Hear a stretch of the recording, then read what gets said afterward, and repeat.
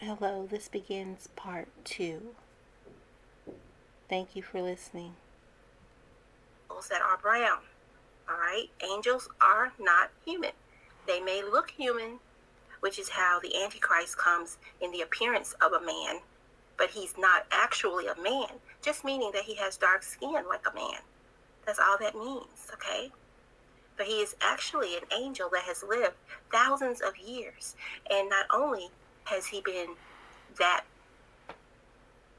dark-skinned Antichrist of the end times, which is now, he's been many differing people throughout time. So he was Nero, he was Hitler, he was all these differing people. But in the end times, his role will be to look as a human, a dark-skinned man, okay? So I hope that explains that humans are carbon-based, 666, 6 neutrons, 6 protons, 6 neutrons, 6 electrons, and humans differ from angels. And the third category, of course, is Nephilim, which is a forbidden union of both human and angel. And the offspring of that union are called Nephilim, all right? And that's forbidden. It's not supposed to be, but they are all around us, okay? Nephilim, disobedient angels that we call demons, and also divine angels are all around us every day, walking right past us. We would never know because they have taken the form of humans and they have produced children. So we are around their children, and the third and fourth generation of descendants of angels are all around us, okay? But those powerful angels, the ones that can manifest as differing types of human beings, meaning their color is different, they can be Asian, whatever, those still are here, and they are still yet siring children, but their offspring, say the third and fourth and fifth generation, they do not have those magical powers.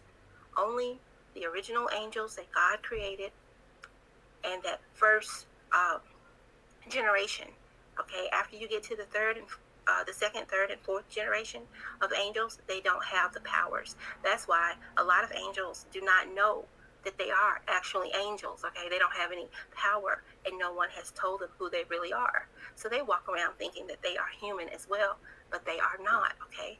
The only humans are brown, and they are normally found on the continent of North America. All the other people groups out there, the Asians, the Hispanics, the Africans, the Caucasians, all the other, Middle Easterns, all the other people groups or individual groups, because they're not people. Some terms are for humans only, but all those other groups are angel groups, okay?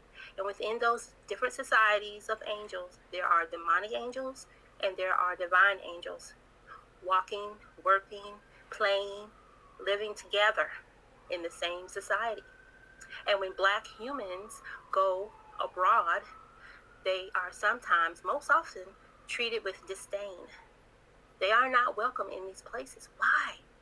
Why is it that so-called black Americans are treated with such contempt? It is because they are different. They are the true humans. They are not really supposed to be in those other areas. God created North America for humans, and vice versa. The angel realm is not supposed to be in North America, but we are now called a melting pot because people and individuals from all these different lands have come here to this continent, and they have raped and pillaged everything that belonged to humans originally. And in order for us to remain ignorant, they have changed history and everything that has happened so that, the recorded history has been rewritten so that no one would know who anyone was anymore, the true identities, you see. So that is really not what I want to talk about, but I just go as I'm led to speak about it, because with each video, I never know who has never heard any of my other videos. So I'm led to speak on it again. If you've already heard this several times, please be patient and, just bear with me. All right. So back to the topic of what I was talking about or reading about here in this particular verse or verses. So let's go starting with verse 10. But the day of the Lord will come as a thief in the night, in which the heavens shall pass away with a great noise, and the elements shall melt with fervent heat. The earth also, and the works that are therein shall be burned up. Now let me go back up here because verse 8 is the one I really want you to think about as I go forward in this particular discussion. So let me reread it. But, beloved, be not ignorant of this one thing, that one day is with the Lord as 1,000 years, and 1,000 years as one day. So, what about that? What about that verse? I recently heard confusion about Adam, and the man was saying that, well, he was inferring that God did not tell the truth about Adam's and Eve's plight when they ate the forbidden fruit and they sinned against God, who had told them not to eat from a particular tree in the garden. And God said in that day that they eat of that tree, that they would surely die. Well, this man that I heard speaking to hundreds of people was inferring that God was not exactly telling the truth, okay, about that. And then he said that God just gave them grace. And so he took back, basically, that they wouldn't die that day because they didn't die. But we have to understand that this verse right here is actually in play. So let me read it again. Verse 8, but, beloved, be not ignorant of this one thing, that one day is with the Lord as 1,000 years, and 1,000 years as one day. Okay. So let's go over to, we're in 2 Peter right now. 2 Peter chapter 3, all right? But let's go over to Genesis chapter 2.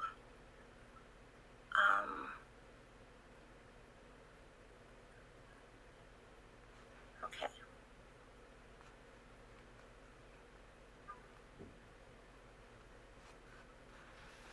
Let's start at verse 15 in Genesis chapter 2. And the Lord God took the man and put him in the Garden of Eden to tend and guard and keep it. Verse 16. And the Lord God commanded the man, saying, you may freely eat of every tree of the garden, but of the tree of knowledge of good and evil, and blessing and calamity, you shall not eat. For in the day that you eat of it, you surely shall die. All right. And then as we read on in this chapter, God brings before Adam the differing animals that he created. And then shortly after this, Eve enters. Okay, God takes a rib from Adam, and as he puts him to sleep, he takes a rib from Adam, and he creates woman, or Eve, the mother of all living. Okay, so in the next chapter here in Genesis, the fall of man happens because they do in fact eat from that tree, as we all probably know here that's listening. Adam and Eve ate from that tree that they were commanded not to eat from. They had lots of differing trees in that garden, but there was one that God asked them not to partake from. But because Eve was beguiled by Satan, who had already fallen from grace with God, Satan came to Eve in the garden. And of course, Satan was originally Lucifer, okay? But now we call him Satan. The angel, Lucifer, is now called Satan, okay? Or the devil. All right, so just keep in mind, that these 1,000 years are in play here, okay? Let me briefly go over. The first 1,000 years, God created the Titans, and they walked the earth, okay? All over the earth, okay? These Titans, you may think are fictional, but they actually formed a lot of the mountain ranges across the earth, some of the islands, and these titans were not only humanoid form, but they were also animals. So you may see islands or land masses or mountain ranges that actually look like humanoids or a human being that's lying on his side or her side or their back or whatever, and you also see animals. There's an island, I don't remember where it is, but it looks like an elephant.